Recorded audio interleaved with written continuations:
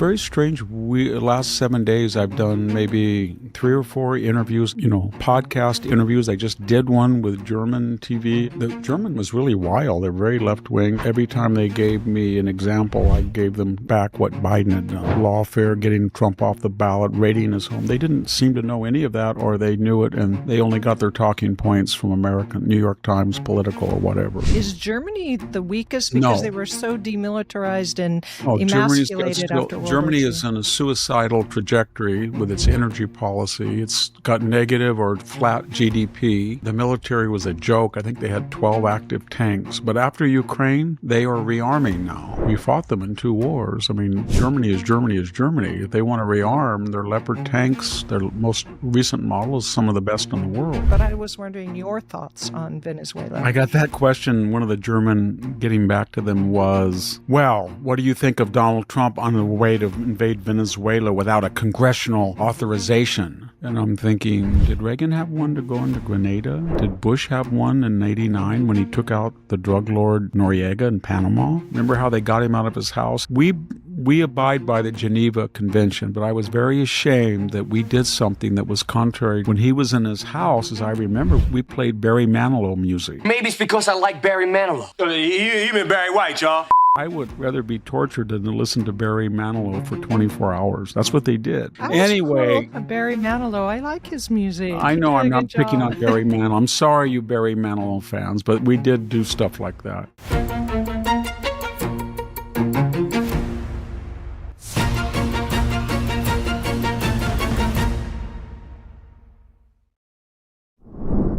Hello, and welcome to Victor Davis Hanson in His Own Words. This is our Saturday edition where we do something a little bit different in our middle segment, and Victor's going to be looking at the choice to side with the USSR and not with Hitler this middle segment. So stay with us for that. First, though, we'll look at a few stories. We're going to look at Europe and then Latin America first and news stories. So we'll be right back after these messages. Right is still right, even if you stand by yourself. Mr. Chief Justice, may it please the court.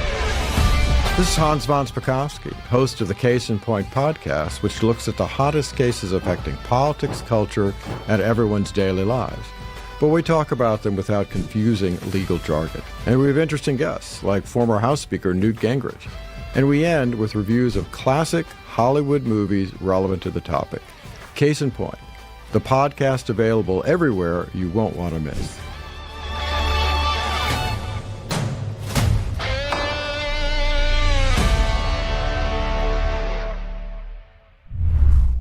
Welcome back to Victor Davis Hanson in His Own Words. You can find him at his website, victorhanson.com. The name of the website is The Blade of Perseus. He is also the Martin and Illie Anderson Senior Fellow in Military History and Classics at the Hoover Institution and the Wayne and Marcia Buskey Distinguished Fellow in History at Hillsdale College.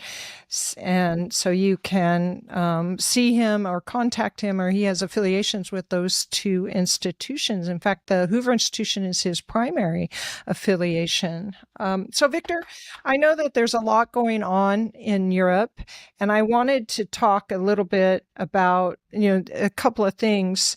One is that Keir Starmer, who is the left-wing PM at Prime Minister in England, has had calls from the Labour Party, which is his party, to step down. So we've seen that. And then just this morning, and it is Wednesday, we hear that the NATO had to scramble some planes to defend the eastern border against a Russian invasion, which was one of the largest in the last few months. So I was wondering, just some discussion of not just those things, but also our relations with Europe.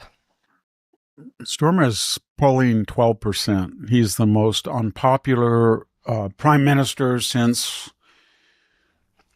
World War II. He was supposed to be the up-and-coming new left, sort of like the Mondami, very hard left, first gay prime minister, open borders, hushed up the grooming, rape by the Pakistani radicals with young girls. And people got sick of him because Britain went from about 3%, 4% to almost 10, 12% higher in some areas of illegal immigrants. And that party welcomed them in, and he was the point man on that. And everything that he touched turned to dross. So he's not going to survive. It's just a question of, does the Labor Party internally remove him? Remember, this is a parliamentary system, so you can do that, unlike the United States.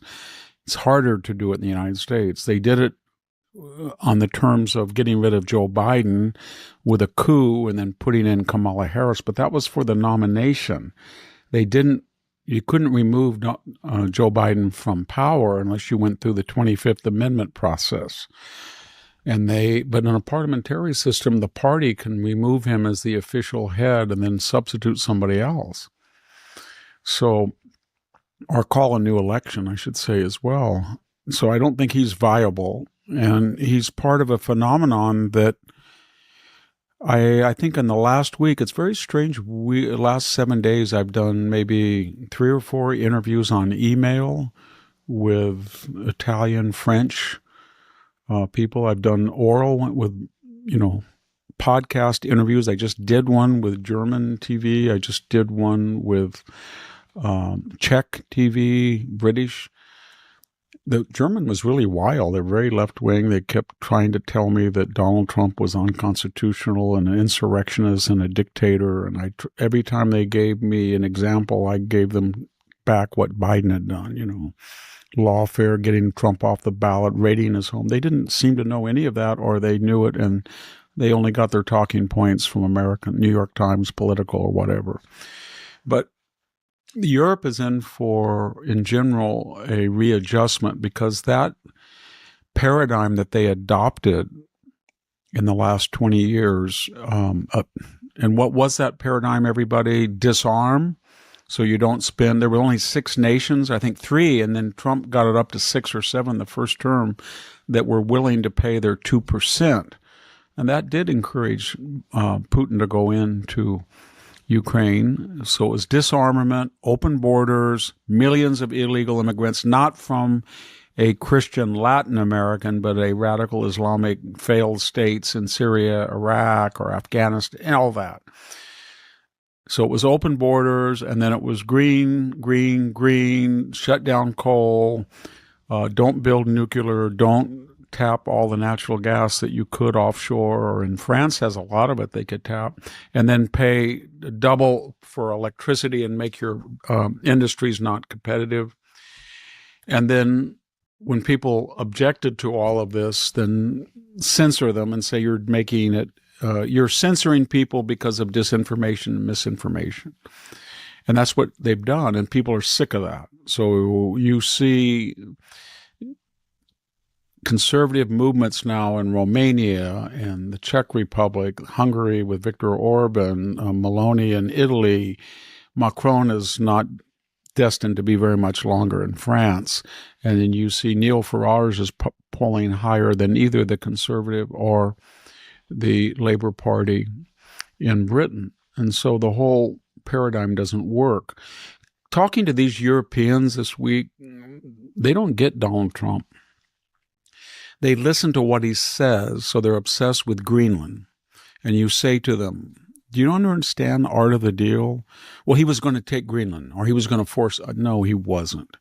Greenland is a colony. You people are anti-colonialists. The colonial mother is Denmark.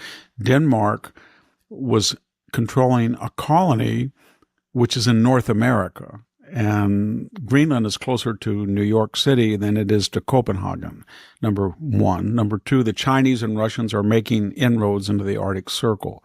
So Trump comes along in his blustering fashion, threatens this and threatens that. And the net result, as we speak today, semi-autonomous council now in Greenland, $1 billion of investment from the mother city into Greenland, more close relations with the United States military to help patrol it and keep the Chinese, and no more talk of taking Greenland. Ditto Canada. as a 51st state, which nobody in their right mind would want, but it did force them to promise to spend 2% of GDP. They're discussing their $63 billion surplus